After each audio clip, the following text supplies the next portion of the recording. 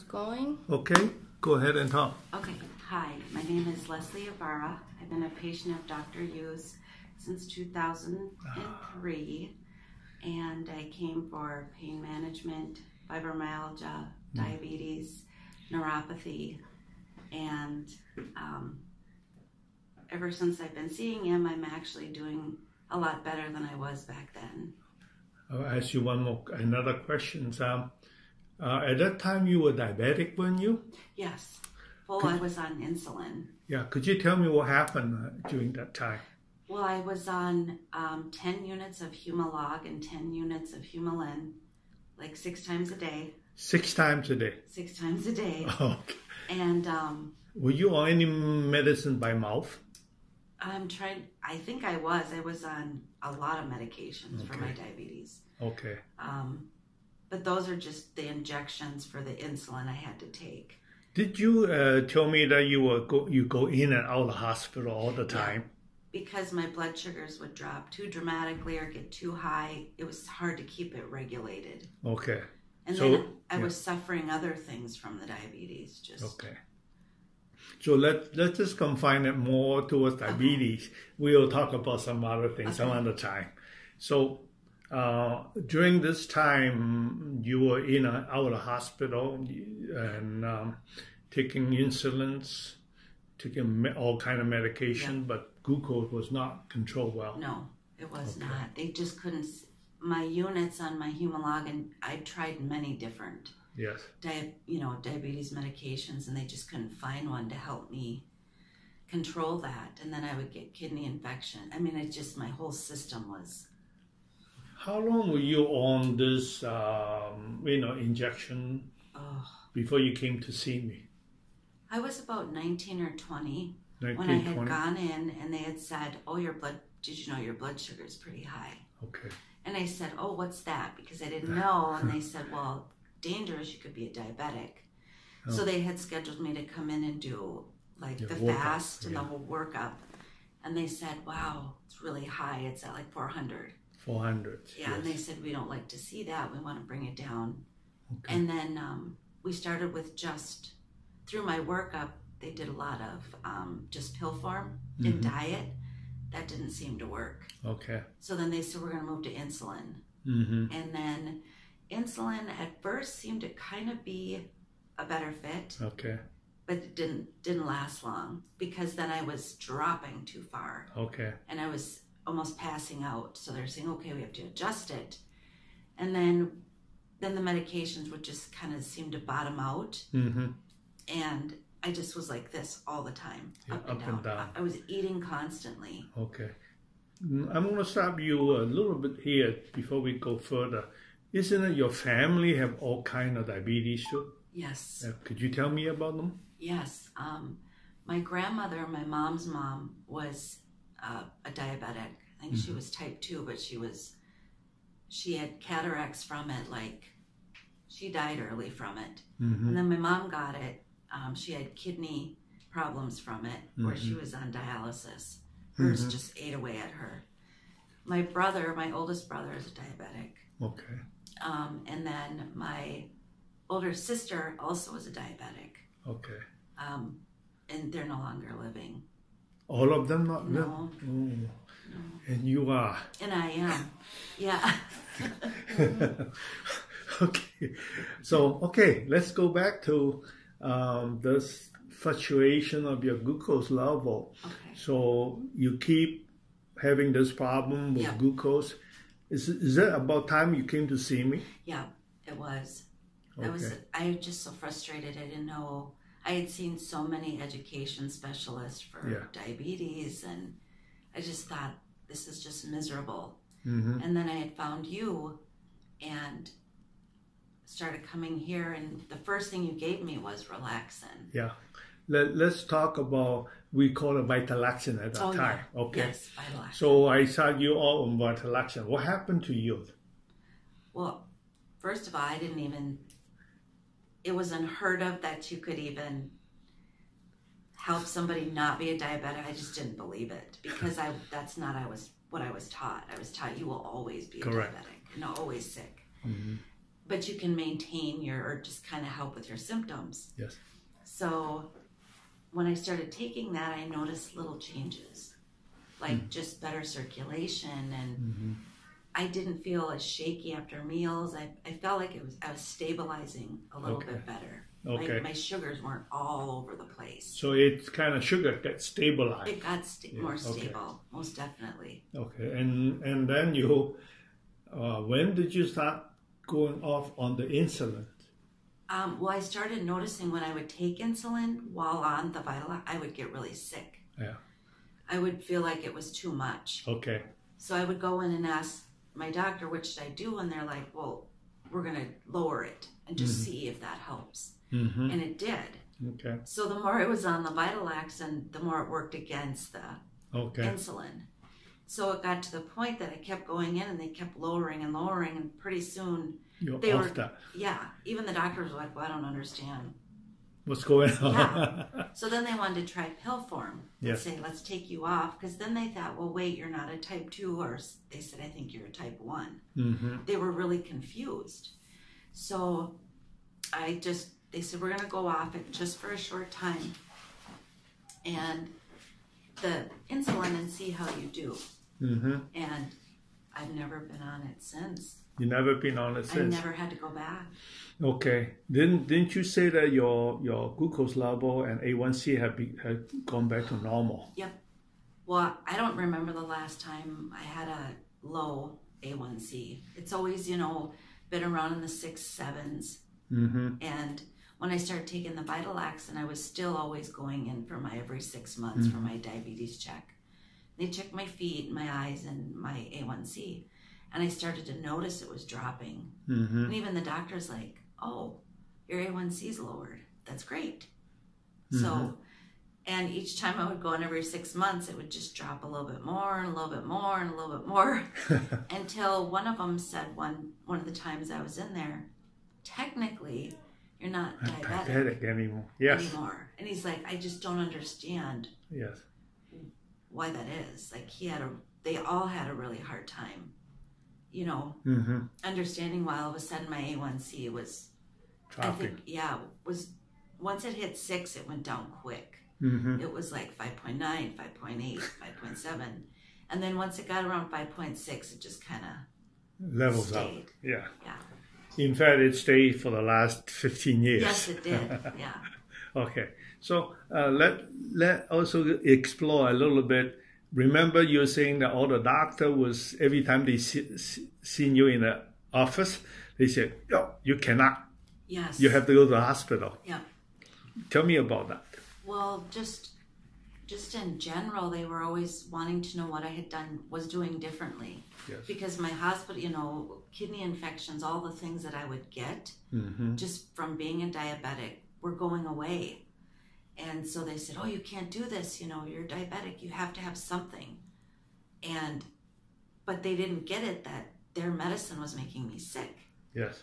And they would push it still, even small doses. And I would say, I'm going to get sick because I don't need it anymore. And I just don't think they could grasp that. Okay. And then even I remember an office visit. I was feeling a little hypo, and they took my blood sugar, and they said we should try a little insulin. And they did, and I got just absolutely sick. Yes. So they had seen from their own eyes that I did respond to it in a way that wasn't healthy anymore. Yes. And finally, one of the diabetic educators said, I think one even said, I think she got misdiagnosed. Misdiagnosed for 10 years, since 19 years old? Because they just didn't understand how. Yeah. And then they wanted to know, what was I doing so different? And I said, well, obviously the Vitalax, but whole diet change. I really kind of did a lifestyle change with it. You change eating habit. Everything. Yeah. That's very important for diabetes. But yes. Anyway, okay. Remember, you also told me that you finally seen a diabetic specialist after seeing many of them. Yeah. And what did he tell you? Well, he was very interested in just my whole history. Yes. To go from where I was, because he was looking at all the medicines I had been through, hospital stays and A1C levels, and then to see me at present, all my blood work, he just kind of would sit there and scratch his head a little, and his final answer was, whatever you're doing is working. Okay. Stay with it. Mm-hmm. He's like, he did say they are noticing with studies that you can never be a diabetic free, but you can reverse that. Right. Didn't he say something like that? You're not diabetic anymore. Yeah, he did tell me that as well. Yeah, according to the numbers. Yeah, he said according to what it looked like on paper that I was no longer diabetic. Yeah. And I said, well, is this something I'm going to have to worry about in the future? And he says, well, I hope this stays as long as you keep doing what you're doing. Okay. And I have. Anyway, we know it's been 15 some years. You are non-diabetic. Right. All the numbers are non-diabetic. Right. Even when you get sick and all kinds of stress, back and forth, you're still not diabetic. It still wouldn't, because we talk about it, me and you, about worrying about, feeling a little like I'm hypo or my sugars were a little high because of a stressful situation.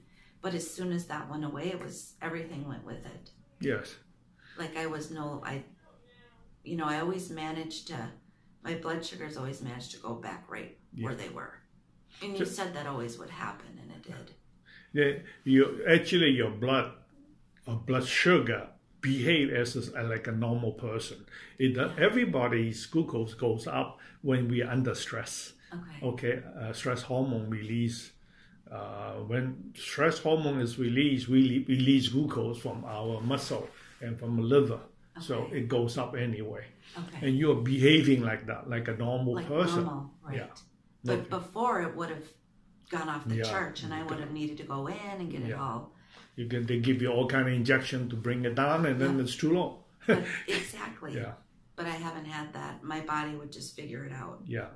So that's very good. Yeah. Okay. So tell me any more about what's happening during all this time, 10 years or 15 years or more, when we see each other. You come to see me at 2003. Yep. Okay. And I know that I document your A1C for the last 12, 14 years. Yeah. And it's still normal. Yeah. I just kept doing everything that you told me to do in the beginning, taking the Vitalaxin and watching what I ate and just taking better care of.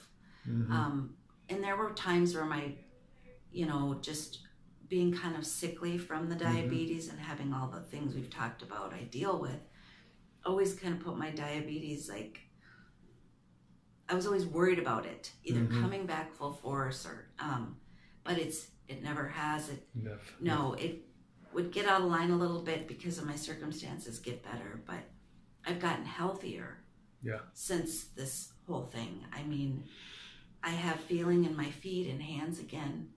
I had tremendous pain from, just what the diabetes was doing. And throughout these years, as you get a little older and you worry, oh no, I don't want that to come back. But so far it's just... That problem you describe is called neuropathy. Okay, diabetic neuropathy. You don't have feelings on your hands and your feet anymore. And that's one of the major problems for diabetic foot. Outside of the foot, then you require amputations and all that. That's one of the reasons for that. Tell me more about other area of, happened to you. I mean, we know that you still get sick sometimes. Yeah. You still get flu, seasonal problems and all that. But you are not as if you have to go back to the hospital for management of your glucose. Right. Not anymore. No. But you still get sick. We all get sick sometimes. I know just with being a diabetic, I think I was more apt to illness. Oh, what? I was just I got sick a lot more. Yeah. With just everything. My immune system was really suppressed. Yes. And I did notice I would up my Vitalaxin, or just, you would give me things that I would take to help build my immune system. Yes. Because if I got sick, that would put my sugars out of whack a little bit. And I didn't want that. So I just noticed in so many areas, not just, even with being a diabetic, other areas I was having seizures. Yeah. They didn't know why. Yes. There was just a lot of things. I would get, I forgot what they called it, but I would get blood that would pool in the back of my retina. Oh, floater? Yep. Okay, they call them, yeah. They said it was in part to the diabetes. That, but I actually had a surgery somewhat scheduled right before we started on the Vitalax, and I remember we on the eyes.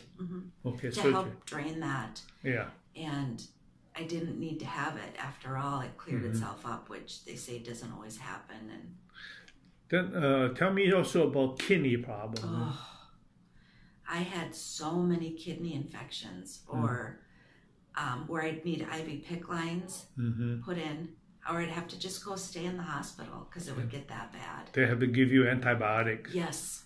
And then they'd send me home on an IV PICC line after being there for a week on antibiotics. And so that's from the kidney. Those. Yep. Okay. They were worried I was going to need dialysis, that my kidneys were going to start to shut down. Yeah. But, all these, remember I talked to you about, I can't help to think that you have some kind of immuno problem. Yes. Immuno problem, yes. That's what I think. And the whole family might have that problem too. I think so. All right. And anything else you can tell me? Well, I just, this is probably the best I've ever felt. Yes. In all the years that, before I came here or came to Dr. Yu, my quality of living was pretty bad. And I was on a lot of medicine, and I'm not a diabetic at this point, and I don't plan to be. Okay. Tell me, how old are you now at this time? How old? Yes. I am 44. 44. And when did your how old will your grandmother die? Well, she died at 89. Okay. How about your mother? 60. 60. And who's your sister? Yep. She died at, I believe she was 54, and then my brother at 53. Okay. They all died of diabetic-related problem. Yeah. Okay. So, hopefully... Oh, and my grandfather. Yeah. He had 2 amputees. Amputee on the leg. Yeah. Yeah. So that's whole family, rich. On my mom's side. You get rid of that, and hopefully they won't have any of this problem. I hope not, no way. All right. Okay. So let's just stop today. Okay. And we can come back again next Friday, and we talk.